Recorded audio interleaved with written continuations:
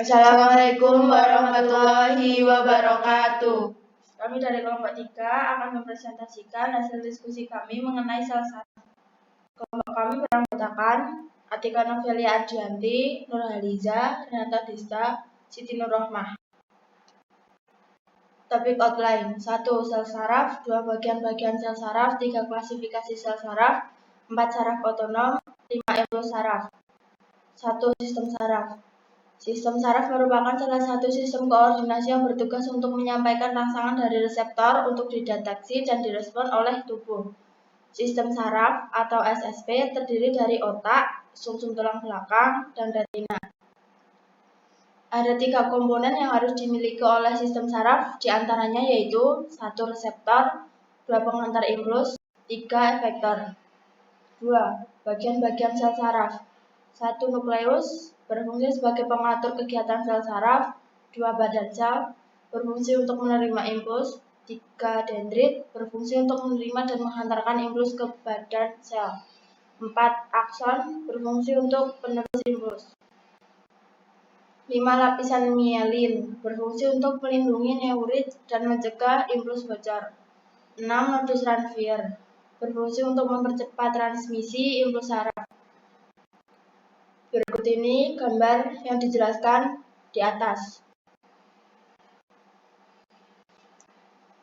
3. Klasifikasi sel berdasarkan fungsi. 1. Neuron sensorik atau aferen, 2. Neuron motorik, 3. Neuron interneuron. Berdasarkan struktur terbagi menjadi 3. 1. Neuron multipolar, 2. Neuron bipolar, dan 3. Neuron unipolar. Berikut ini pengertian dari fungsi dan struktur klasifikasi sel. 1. Neuron sensorik atau aferen. Neuron sensorik adalah sel-sel saraf dalam susun saraf yang bertanggung jawab untuk mengubah rangsangan eksternal dari lingkungan organisme menjadi impuls listrik internal.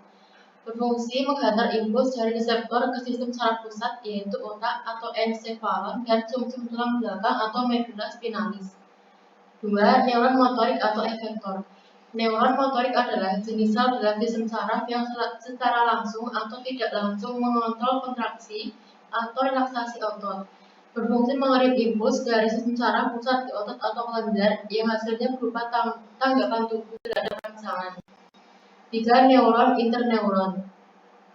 Neuron interneuron adalah sistem saraf pusat berfungsi menghubungkan sel saraf motorik dengan sel saraf sensorik atau berhubungan dengan sel saraf lainnya yang ada di dalam sistem saraf pusat. Berdasarkan struktur, 1. Neuron multipolar. Neuron multipolar adalah neuron yang mengandung soma dan akson tunggal. Fungsi utamanya adalah penerima impuls sinaptik. 2. Neuron bipolar. Neuron bipolar adalah sel saraf yang hanya memiliki 1 dendrit dan 1 akson, berfungsi sebagai reseptor dan sebagai pemancar. 3. Neuron unipolar. Neuron unipolar adalah sel saraf yang hanya memiliki 1 penjuluran, yaitu sel akson, berfungsi sebagai sensorik. 4. Saraf otonom. Saraf otonom. Sistem saraf tak sadar disebut juga saraf otonom adalah sistem saraf yang bekerja tanpa diperintah oleh sistem saraf pusat dan terletak khusus pada sumsum tulang belakang. 5. Impuls saraf. Impuls saraf adalah arus listrik yang dengan cepat menyebar melalui membran di neuron. Impuls ini sangat penting untuk memastikan komunikasi antara sel-sel saraf ini. Organisme kita memiliki sistem saraf dengan kapasitas yang besar untuk memahami lingkungan dan lingkungan internal kita. Sekian dari kelompok kami, kurang lebihnya mohon maaf. Wassalamualaikum warahmatullahi wabarakatuh.